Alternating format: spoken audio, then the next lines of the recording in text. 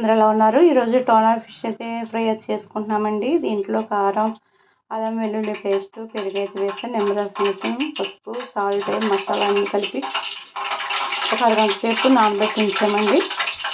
Oil అయితే పెట్టుకున్నాము వేపించడానికి. చూడండి, టోనా ఫిష్ అయితే వేసేస్తున్నాము.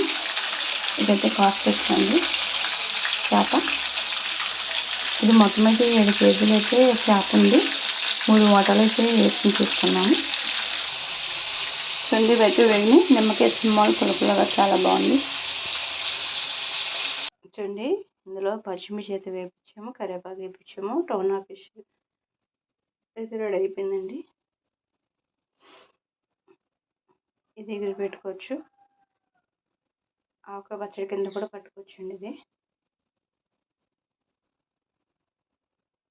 ఇందులో ఉల్లిపాయ ముక్కలు వేసుకుని తింటే చాలా బాగుంటుందండి. మా ఛానల్ మీకు నచ్చినట్లయితే లైక్ చేయండి, షేర్ చేయండి, సబ్స్క్రైబ్ చేసుకోండి. అలా ఉందో కామెంట్ పెట్టండి మర్చిపోద్దు. మా ఛానల్ సపోర్ట్ చేయండి. మీరు ఎవరైనా తింటే కామెంట్ పెట్టండి. Thank you for watching.